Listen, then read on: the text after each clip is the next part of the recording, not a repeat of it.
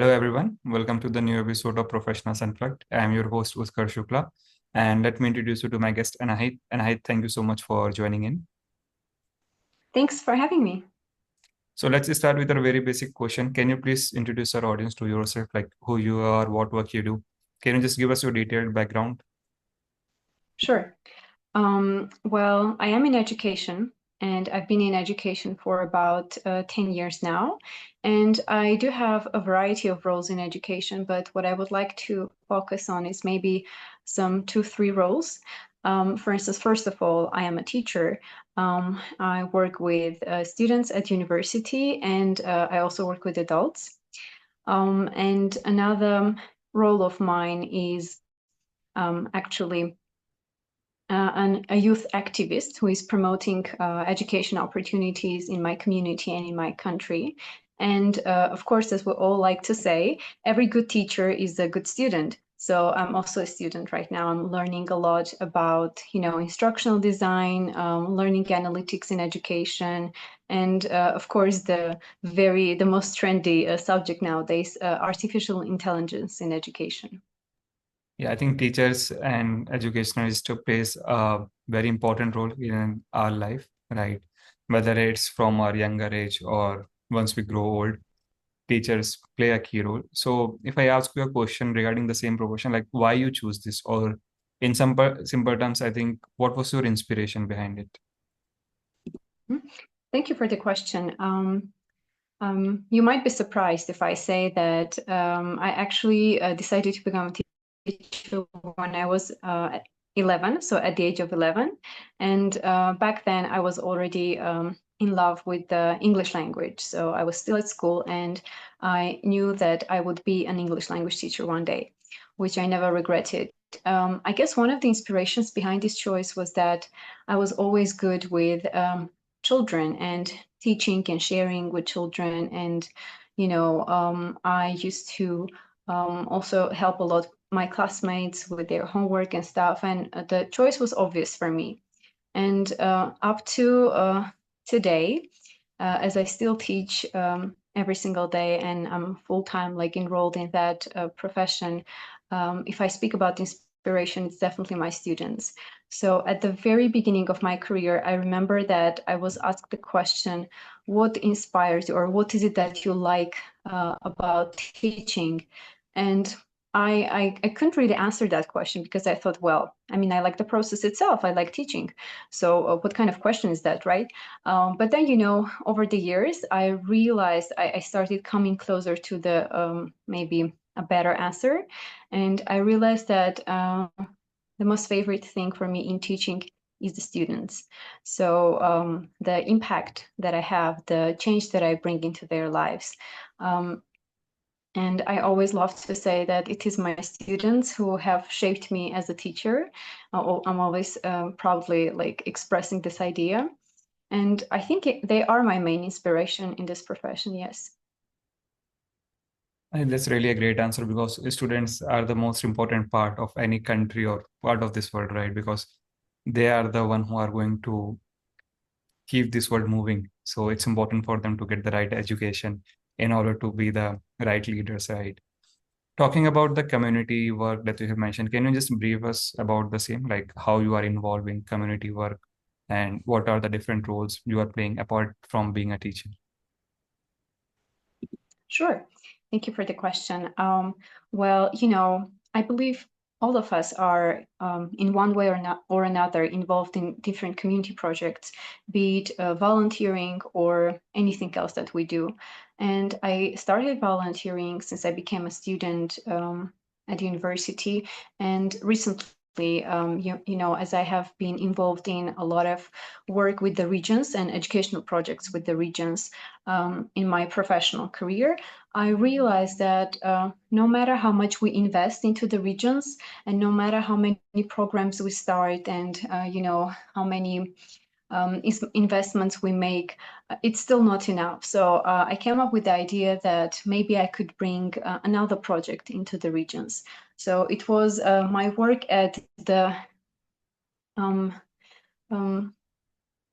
Children of Armenia Foundation years ago when I was working in the rural communities of Armenia, that where my students inspired me to start this project years later after leaving the foundation. So it's been more than a year that I have been managing an educational project that is aimed at bringing non-formal education opportunities into the regions of Armenia. So I started this project together with my friends and a network of professionals in Armenia. And so far, after, of course, conducting needs analysis in the regions, we have started different webinars in order to be able, online webinars, in order to be able to reach a lot of communities in all over Armenia, and not just, focus on one place, but be able to expand our reach. And we are delivering a very, relevant topics in the 21st century for rural or regional youth. For example, topics like cybersecurity, or communication skills, or writing motivation letters for university entrance, or how to start a business in the region, or startup culture, etc. So many different topics. And I started this project with the idea to redirect the talent that we have, that the talent that is centered in the capital, in order to redirect this talent into the regions and give young people many more opportunities now, and of course more opportunities, career opportunities for them in future. Yeah, I think this is really a very good approach because this is a problem that I think every country faces, where the new technology trends or whatever new going on in the world, they stays with the big cities or generally with the capital regions or financial capitals of the countries, right? But it's very important to make sure that the talent or and the knowledge, both of them are widely spread throughout the regions. So I think that's a really great work that you are doing over there. And if I talk you about the motivation behind it, because I know it takes a lot of motivation to do a community work and keep working alongside with your professional work, right? So if I ask like what's your motivation, or I can say what's your inspiration behind the same, although you already mentioned like for the education purpose, it's the student. But when it comes to this work, like sharing knowledge throughout the regions, throughout the different parts of the country, what is that one thing that is keeping you motivating?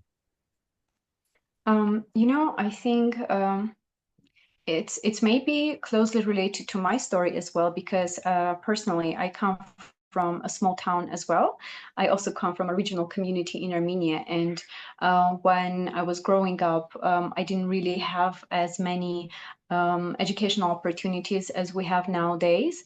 And I guess after my first exposure to university and my first job, and the chance to get into international organizations, etc., I realized that these are all amazing chances that actually tap into the potential of young people, and there are so many young people all over the country that are deprived of this opportunity. So if I can, or if I have the chance, or if I have the network, why shouldn't I, try and share, try and organize some things? Maybe other people will pick up and continue the idea. And I believe I was also inspired by so many NGOs that we have in our country as well.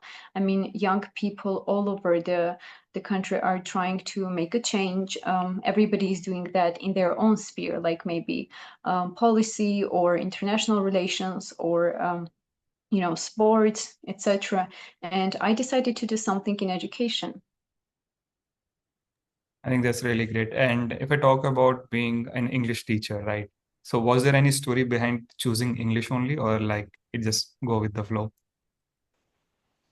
Um, well, I guess English was my favorite subject. I fell in love with the language at first sight. So I had an amazing teacher at school. Like, she was really the best. And I mean, we're actually friends up to now. So, and I guess that was the subject I was always great at. And that was a very natural choice for me. Yep. And so I think Armenian is your natural language by default. Yeah. And if I ask you about your career aspect or any story that you can share from your career or personal life, what it will be? Um, well, maybe it would be a story, a very typical story of the path that every person actually goes through when they start a career. Where do they start from? How do they move forward, etc. And when you ask about that, the first thing that comes to my mind is maybe the different challenges that I have encountered on my way. And I believe it is natural when, as a young student or a young graduate, you face different challenges on your way, and you just start your career and you're trying to prove yourself, first of all, to yourself. You're trying to, see your limits and push yourself to the maximum and see how much you can do and what else you can actually, tackle.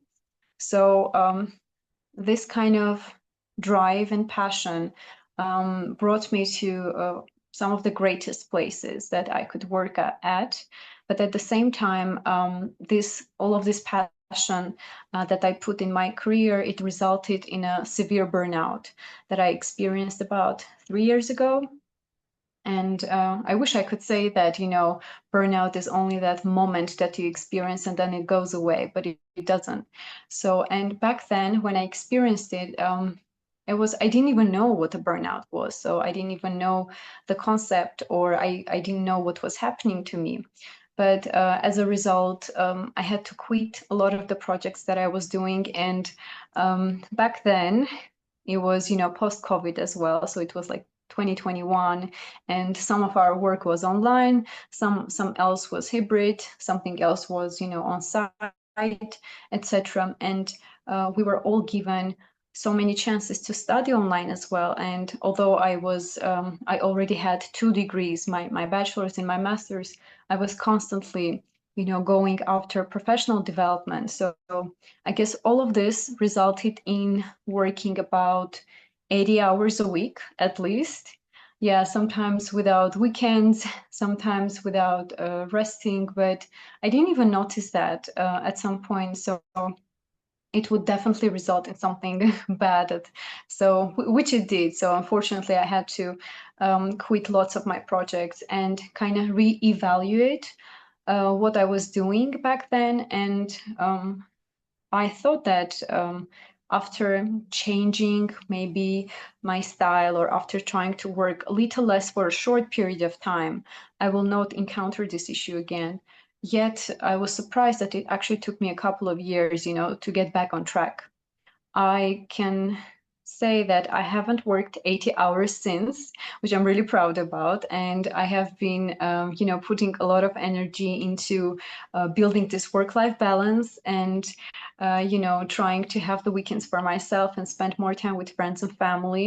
And I'm actually really advocating this among all my students, among my colleagues, among my family members, because I would never want anyone else to suffer the effects of a burnout. So I would definitely say that this incident has definitely shaped my work ethic, my career as well. And now I'm choosing every new position or every new project that I'm working on carefully, and trying, to think about it for maybe a longer period of time, and not get too excited about doing something at the expense of my health or at the expense of other projects that I'm doing. Yeah, I think this is really important too, in order to make sure you have a perfect work-life balance. And even if you're working, sometimes the burnout happens and you don't even realize it somehow directly or indirectly started affecting your health. So it's very Yeah. important to understand this point, when to take a rest. Yes, absolutely. And I think if there are any teachers listening to us, I think they will definitely agree how hard it is to, balance your life, or like control your life as a teacher, because your students always need you, no matter whether you teach young children, or young learners, or teenagers, or university students, or adults, but they really need you constantly. And being a teacher is not just, an office work where you can, do 8 hours and then finish, or even work 10 hours and then finish and then forget about it. Teaching is happening sometimes 24/7, so it's in your head as well. Even if you're outside of the classroom and you're at home, you're supposed to be chilling and resting, you might be thinking about your students, their mistakes or their progress, or your next lesson, or planning a lesson, or evaluating the lesson that you've had, etc. So yeah, teaching is like it's happening all the time. So I believe it's important to educate people about work-life balance nowadays, not just for teachers, for all of us. Work-life balance, the importance of setting boundaries and learning to say no, and being able to, find your niche and focus on your niche and your projects. Obviously, the idea that you cannot tackle everything, and I believe this issue is relevant nowadays because, we as a younger generation, we all have, or most of us, they have FOMO, which is fear of missing out. And it's definitely applicable in the professional sphere as well. Because when you're working on something and you're curious about what you're doing, you might want to start something else, but we don't always realize that this might be done at the expense of our work or projects or family or personal time or health. So yeah, we should really speak up more about this kind of things and be educated about it too. Yeah, for sure. And while dealing with different students of different ages, right? Everyone has their own mindset and everyone has their own pace to learn, right? So how do you maintain that relations with the students in order to make sure everyone is getting the right amount of knowledge, and how to maintain that balance in terms of teaching? Yeah, that's a very good question. I have taught students from between 2 years old and up to 16 more.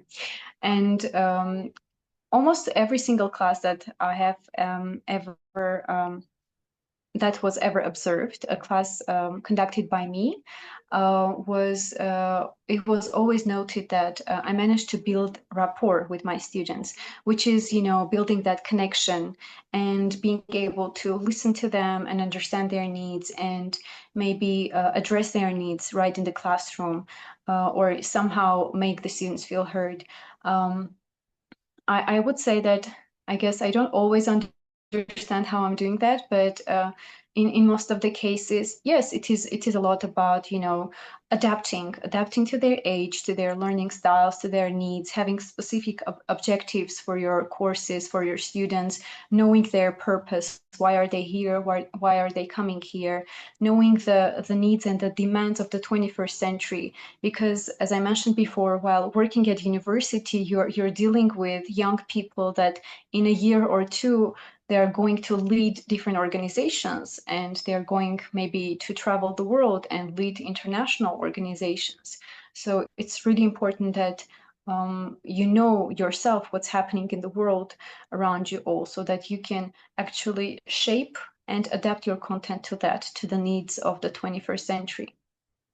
Yeah, and if I ask you about the latest trends, such as AI and other stuff, so how you are integrating it with the teaching terms and even with the communities? Sure. Well, I think I could talk about AI for hours because, I personally, I come from a very traditional educational, system. My country is definitely embracing modern like movements, and studying new methodologies and approaches to education, which is really exciting. But at the same time, the majority of teachers, including myself, we are quite cautious about, all these innovations, and we're trying to adapt to them, but slowly but surely. So when I heard about AI, generative AI, and when it became open a couple of years ago, I actually became curious about it first of all, because I come from this kind of traditional background, and it ended up, my curiosity ended up leading me to an international conference in France last November, when I was presenting, different tools that can be educational tools that can be used to enhance English skills, or can be used by teachers in the classroom, or can be, used for assessment and for many other purposes while teaching English. So, but I didn't stop there, and I was. It was really interesting, the comparison. As I was in France, the attendees of that conference were people from all over the world, mostly from Europe, though. And it was interesting when I was comparing my educational context with them.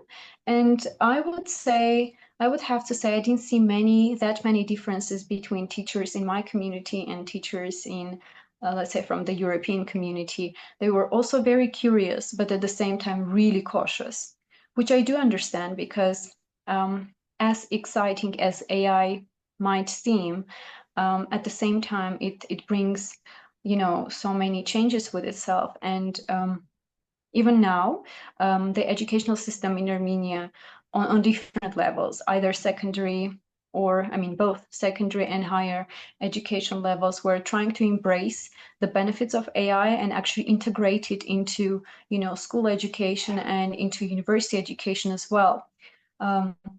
Yet at the same time, I would really love to see more discussion on ethics in AI, and maybe, a policy on using AI.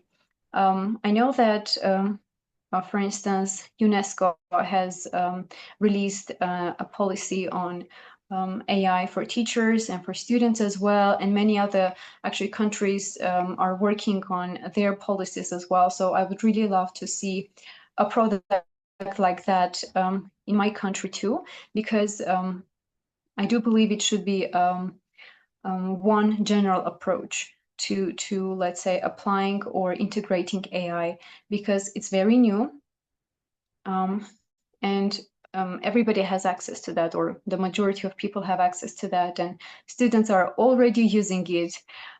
So we as teachers, we have to try and get ahead, because we are the ones where, even if we don't end up teaching our students about AI, because they are faster, they are younger, they know what they're doing, they will explore and research by themselves.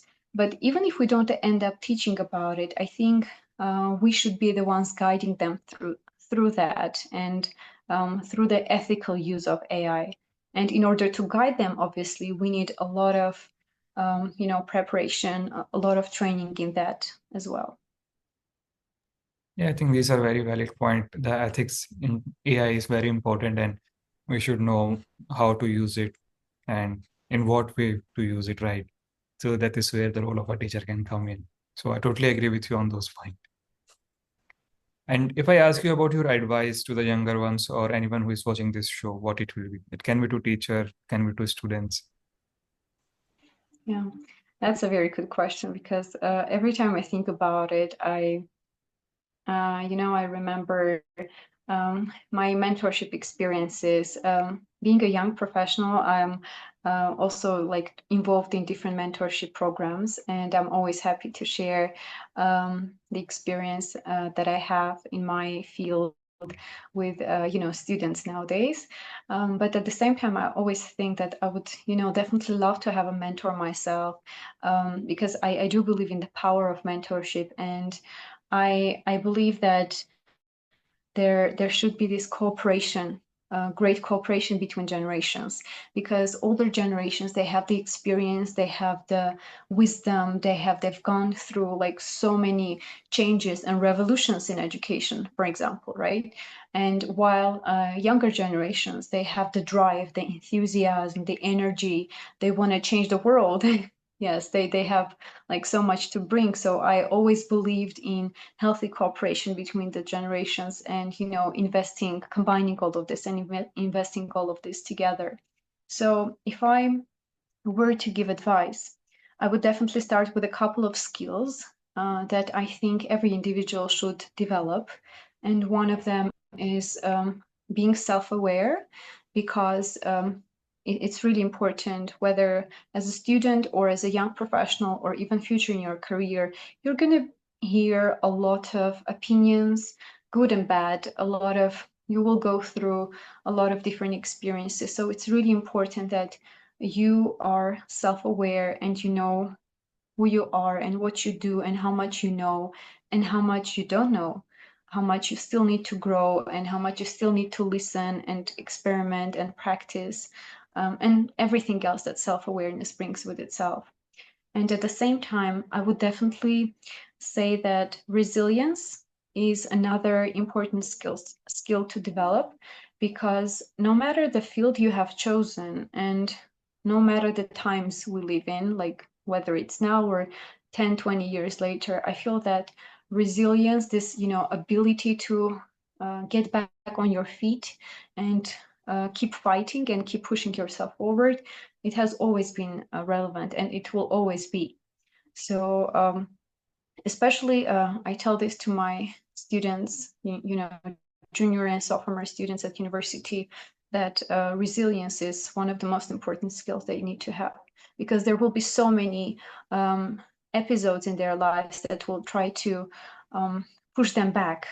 They might fail, they might make mistakes, they might not get the things they want, whether work or positions or, I don't know, education or many other things, and coming from a developing country, I can also feel this need to struggle, not the need, but maybe I have to struggle as well, to get to where I want in life. So I believe it's really important to get that to my students. And one last piece of advice would be something that I heard during one of the conferences that I attended this year. And it was my first time in the UK when I went to Brighton for IATEFL conference. And it was really amazing to be there. I met so many great speakers, teachers, professionals, publishers, people whose materials I have been using in my own classroom for years. And I had the chance to attend so many different sessions. And one thing that stuck with me during one of the sessions was, the sentence by the speaker. She said, uh, you need to stand up in order to stand out.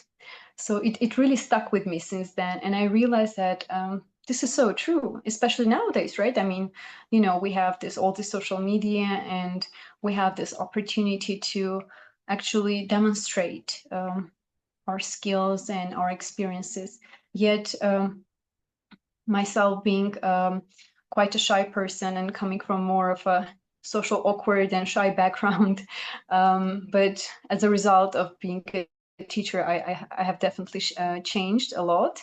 And I always try to see this in my students and also share this piece of advice with them, that if you want to get anywhere, you have to speak up.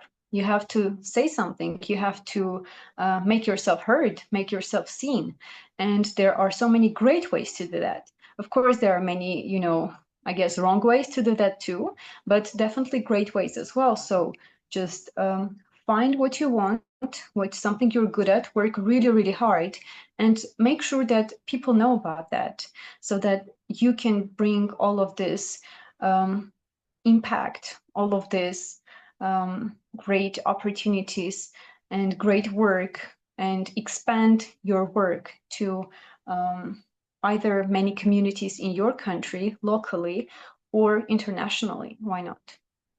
Yeah, I think these are really, really practical advices that you have given to us. Resilience and being the opportunist. So I think this is the best thing that you can do. You need to stand up.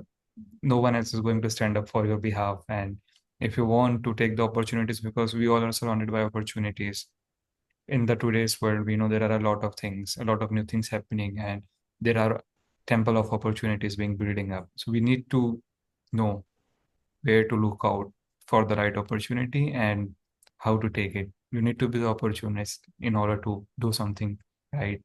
I think this is the best point that you just made. Thank you. Thank you very much.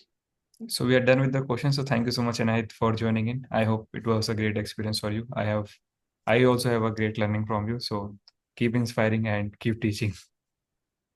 Thank you so much for giving me this chance. It was my pleasure. Thank you.